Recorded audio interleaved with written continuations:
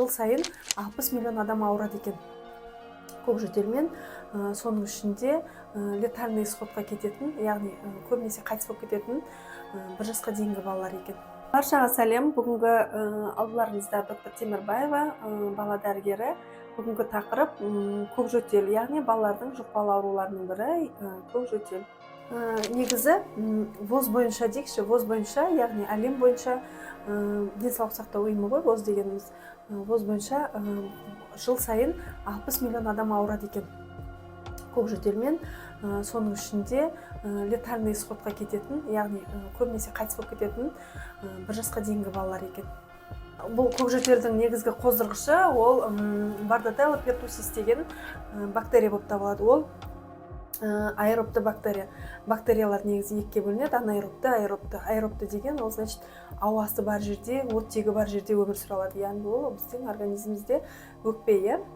Сол себептен ол 37 градус жылы жерде, жаңағы оттегі бар жерде ол өзі еркін көбейе алады. Сол себептен ол біздің өкпемізге токсинін бөліп отырады. Оның патогенділігі, яғни бізге организмімізге қауіптілігі ол өзінен жаңағы ортада, 37 градусты ортада, ауасы бар жерде, ол өзінің организмінен бізге токсин бөледі. Сонымен қатар бұл жұқпалы ауруларда өзінің маусымдылығы дейді ғой, сезонность болады, маусымдылығы.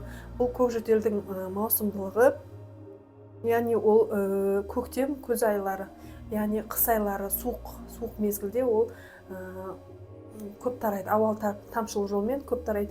Оны негізгі көзі ол адам носитель болуы мүмкін. Яғни өзі ауырмаса да басқа біреуге жұқтыру арқылы носитель болып жүруі мүмкін. Ауру қалай өршиді? Соның мен патогенезін айта кетейін. Бұл ауру жалпақ тілмен айтқанда 1 жасқа дейінгі балаларда ол мына тыныс жолдары, өкпе, трахея, бронх жақсы әлсіз дамыған болғандықтан олар сол сол бактерияны тездетіп жұқтырып алады. Осы бронх жолдарында кірпікшелі эпителий деген клеткалар болады. Сол клеткалар әлсіз дамыған, әлсіз болғандықтан олар тез жұқтырады. Әсіресе кіші жастағы балаларда сол эпителийлар тез жұқтырады, тез өзіне қабылдайтын болады.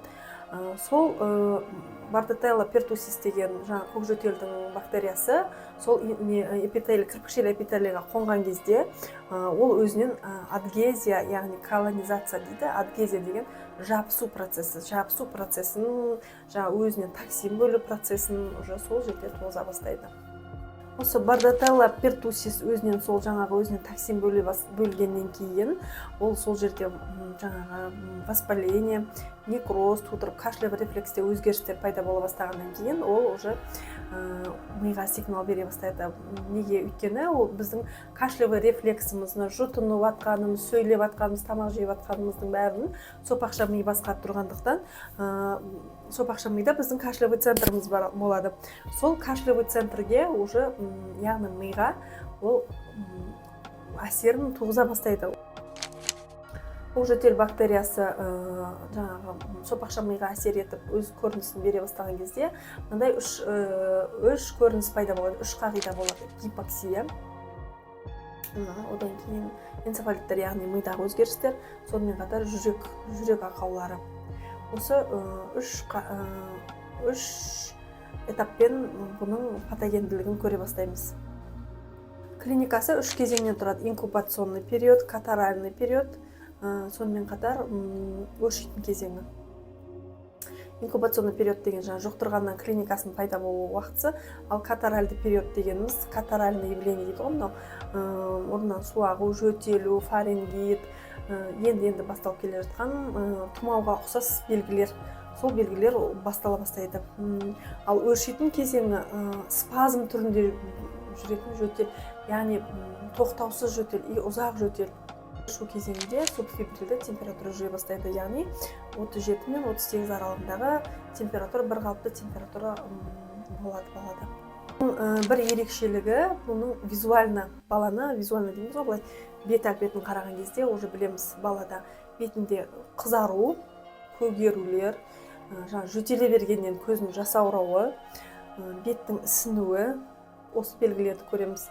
яғни беттегі мынау ауыз бұрыштарының көгеріп кетуі, беттерінің қызарып кетуінен біз уже бұның көкжөтел екенін байқаймыз. Қаладағы негізгі емін енді дәрігерлер өздері клиникада ем-дом жасайды, поликлиника емханадағылар өздері ем-дом жасайды. Негізі көкжөтелдің емі бұл антибиотиктер. Антибиотиктердің ішінде ең көкжөтелге әсер ететін макролидтер.